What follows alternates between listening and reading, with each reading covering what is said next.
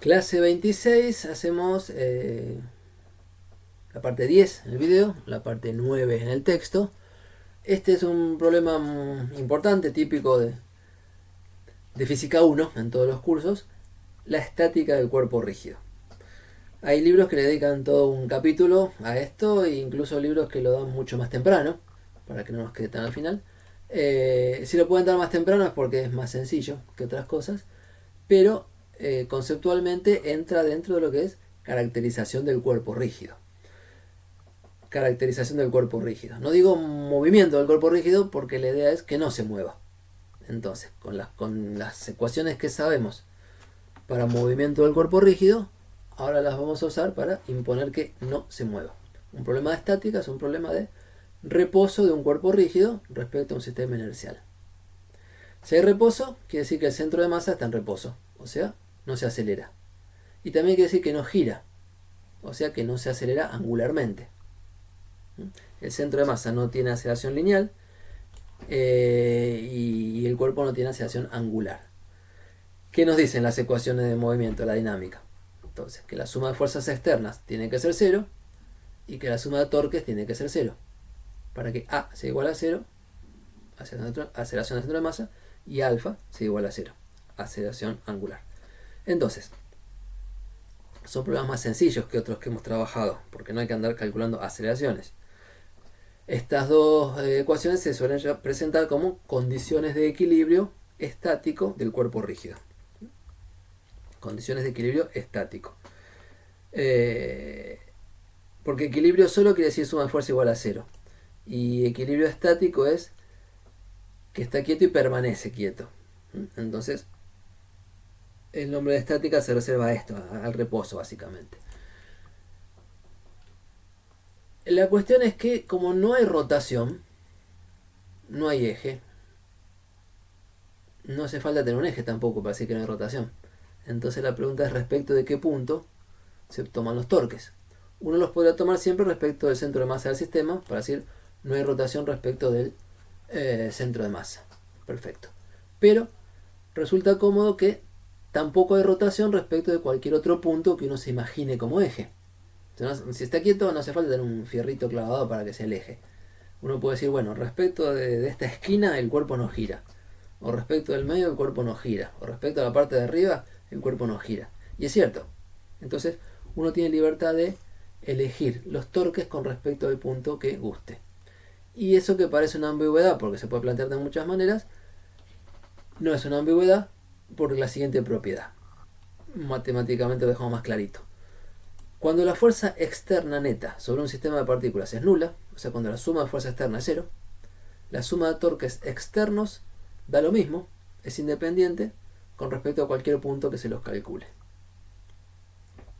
Para probar eso, simplemente calculamos en general torque respecto a un punto O y respecto a un punto O'.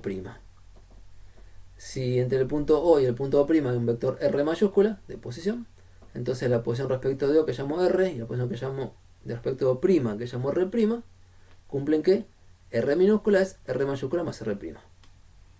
Cuando uno calcula, esta fuerza F es una de las que puede haber, ¿ok? Una genérica. Lo que sería la suma sobre alfa de fuerzas externas alfaésimas que poníamos antes.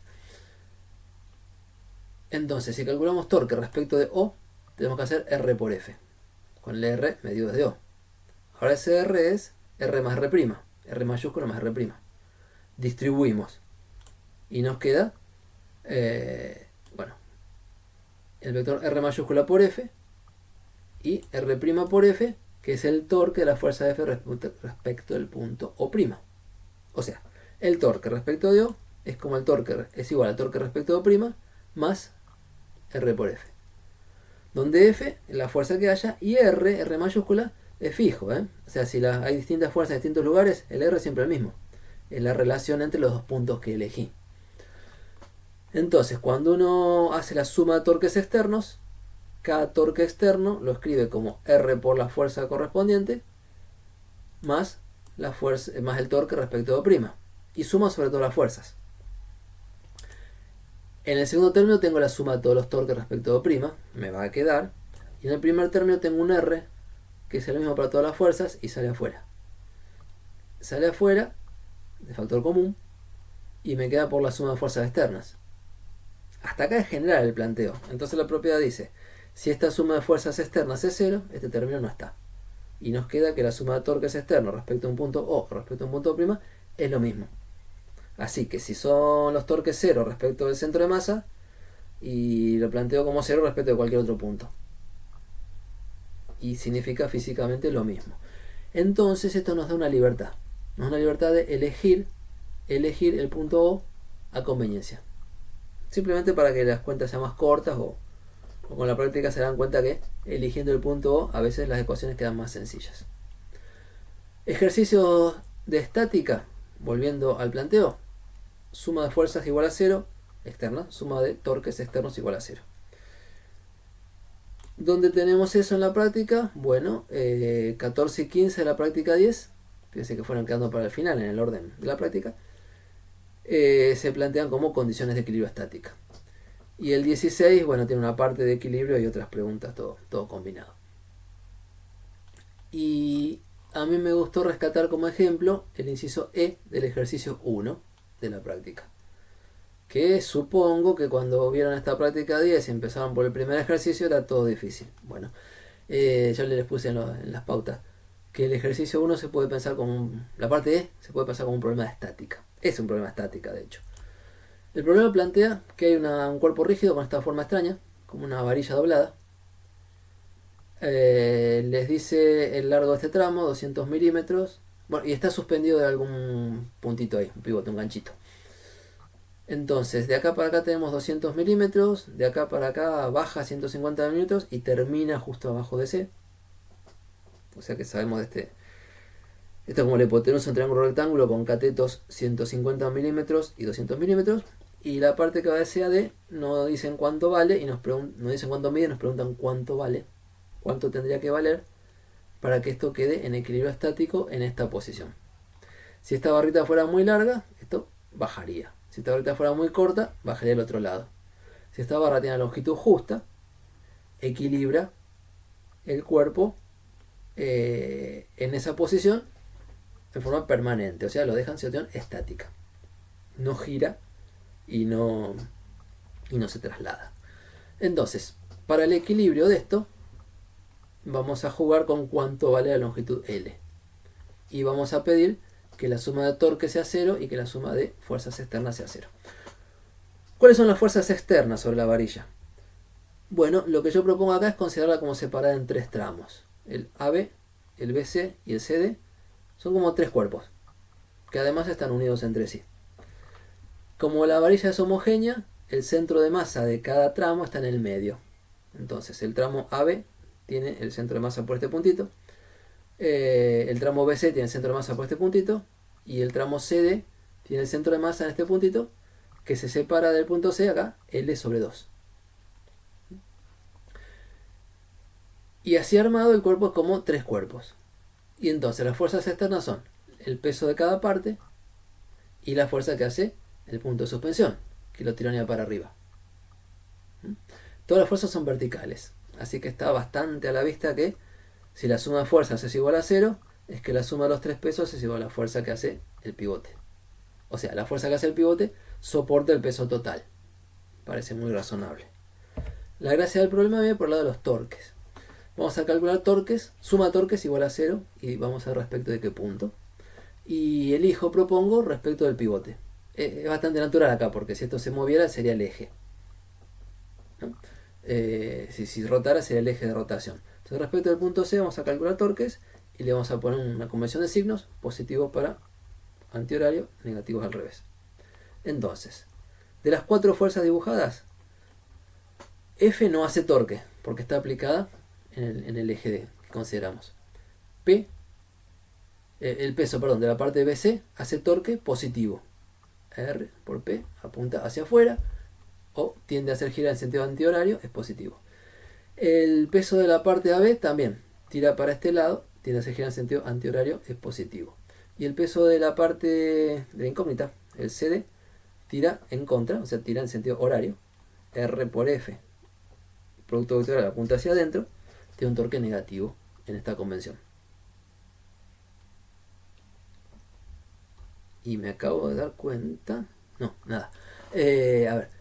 Bueno, la suma de fuerzas da 0. Eso ya lo había dicho, lo estaba mirando ahora. Y la suma de torques tiene la masa del tramo AB por la gravedad es el peso del tramo AB por el brazo de acción. La distancia al eje medida perpendicular. O sea, se puede hacer este R así inclinado por la fuerza de peso, o mejor, la fuerza de peso por esta distancia. Lo comentamos alguna vez en la práctica de torque, en la clase de torque. Y esta distancia es la mitad de la varilla CD, de BC, perdón. Porque por la forma esta, este cateto tiene la mitad justo abajo de la mitad. Esta hipotenusa tiene el cateto justo abajo de la mitad de este cateto. Ok. Entonces, peso AB, masa por gravedad, por el brazo de acción y signo más, LBC sobre 2. Tramo BC, acá arriba, peso BC es masa de esa parte por gravedad, por el brazo de acción que es el mismo, están las dos en la misma recta de acción. Y con el otro signo, menos, el peso de la parte CD, que sería masa CD, en minúscula, por gravedad, por L sobre 2. Y eso tiene que ser 0. ¿Qué cosas conocemos de acá? No nos dicen la masa, pero dicen que la varilla es homogénea. Entonces, cada tramo, bueno, hay una densidad lineal de masa, tantos kilogramos por metro o tantos gramos por centímetro. A esa densidad lineal la llamo lambda, la puse por acá, y es homogénea. Entonces, la masa del tramo AB es lambda por la longitud AB. La masa del tramo BC, lambda por la longitud del tramo BC. La masa del tramo CD, lambda por L, donde L era el nombre de la longitud del tramo CD. Y las longitudes de cada tramo están, bueno, una que se pregunta, una que se conoce y la otra que saca por Pitágoras. Raíz cuadrada de esto al cuadrado más esto al cuadrado. Entonces, tenemos todas las masas como longitudes que son datos por un lambda, que no conozco, pero como están los tres términos, lambda se cancela, o se saca factor común y se pasa dividiendo. Y las masas son proporcionales a las longitudes, así que aparecen longitudes al cuadrado. Y bueno, lo único que queda es la incógnita L. Así que se puede despejar. Sorpresa, estaba al principio de la práctica, pero es un problema de estática. Lo organizamos y lo que planteamos es que la suma de torque es igual a 0. Todo lo demás que no sé si parece engorroso son detalles de organización de los datos. Bien. Y nos queda un último tema para otro video.